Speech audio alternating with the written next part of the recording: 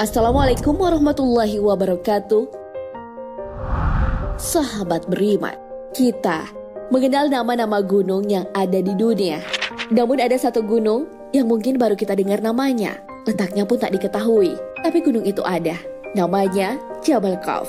Lalu seperti apakah bentuk dari gunung itu? Mengapa manusia tak bisa melihatnya? Siapakah yang pernah melihat Jabal Khawf? Dan apa pengaruhnya bagi kehidupan di dunia? Simak ulasannya dengan menonton video ini hingga akhir. Tentunya dalam sajian Islam populer. Tapi sebelum lanjut, jangan lupa klik subscribe, like, dan lonceng notifikasi untuk mendukung channel ini agar terus menyiarkan syiar Islam.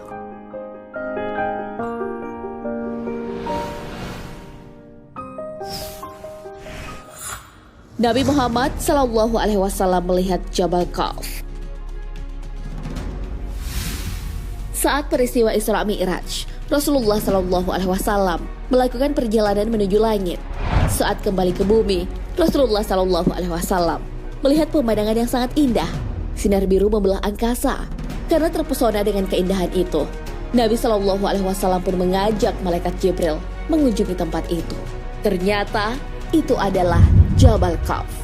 Dalam tafsir Al-Alusi, Jabal Khawf diilustrasikan sebagai gunung yang tak tampak oleh mata.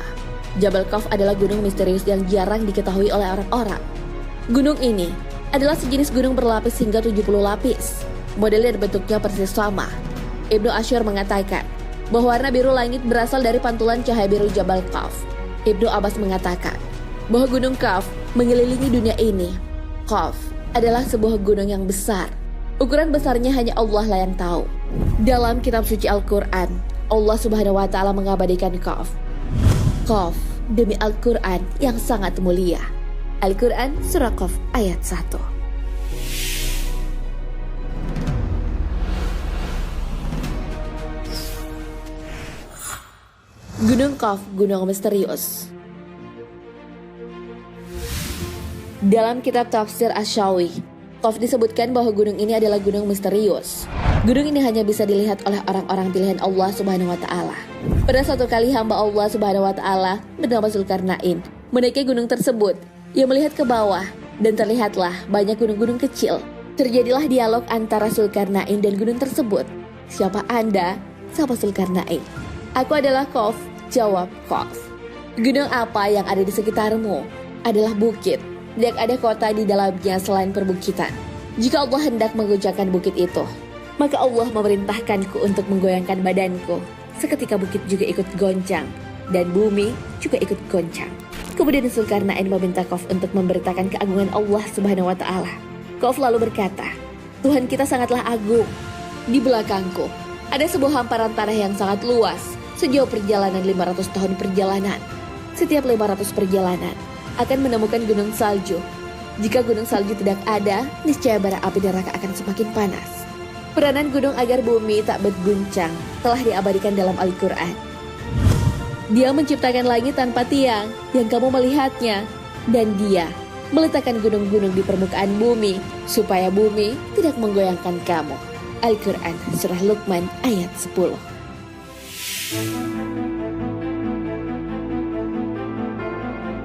Gunung-gunung yang ada di dunia ini adalah uratnya Khawf. Jika terjadi gempa bumi, Khawf hanya perlu menggoyangkan salah satu uratnya saja. Gunung yang satu dengan gunung yang lainnya saling terkoneksi. Sayyidina Abdullah bin Salam pernah mengajukan beberapa pertanyaan ke Nabi SAW tentang bumi. Jawaban Rasulullah SAW menyinggung Jabal Khawf yang berperan atas bumi ini. Sayyidina Abdullah berkata, dengan apa bumi ini bisa tenang? Nabi SAW menjawab dengan beberapa gunung. Pertanyaan selanjutnya pun muncul. Dengan apa gunung-gunung itu dikokohkan? Nabi SAW menjawab dengan gunung Khawf yang dibuat dari zamrud hijau dan birunya langit. Setelah itu beliau ditanya lagi, berapa jarak tingginya dari bumi ke langit dunia? Rasulullah SAW kembali menjawab, 500 tahun perjalanan. Pertanyaan selanjutnya tentang jarak antara perjalanan kiri dan kanannya, utara ke selatan, dari titik tengah. Nabi SAW menjawab 200 tahun perjalanan.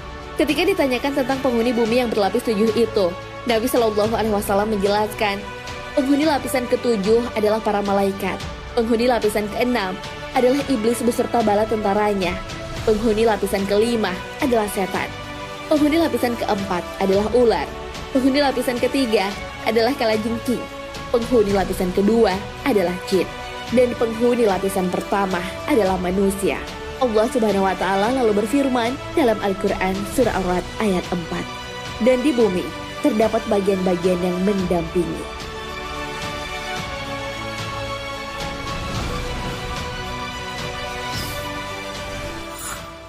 Dihuni orang yang fokus beribadah.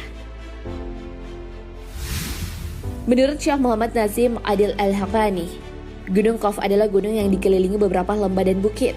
Ada banyak pendapat yang menyatakan keberadaan gunung ini. Ada yang mengatakan bahwa gunung ini ada di daerah Yordania dan Arab Saudi. Pendapat lain mengatakan bahwa gunung ini ada di daratan Yaman. Ada pula yang mengatakan ada di Persia, dekat tembok Ya'juj dan Ma'juj. Gunung Qaf adalah daerah yang sangat luas. Semua penduduk gunung ini adalah orang-orang yang menjauhkan diri dari kehidupan dunia. Mereka memilih hanya beribadah kepada Allah Subhanahu wa Ta'ala. Kehidupan yang ada di tempat ini disamakan dengan gaibnya alam malaikat.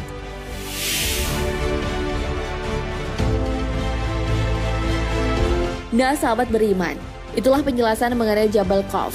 Gunung ini hanya bisa dilihat oleh orang-orang pilihan Allah Subhanahu wa Ta'ala. Keberadaannya misterius, tapi dipercaya bahwa gunung ini adalah gunung terbesar yang ada di bumi. Jika gempa bumi, berarti salah satu uratnya digoyangkan. Banyak orang mengira-ngira keberadaan gunung ini. Namun, tak satu pun yang pasti.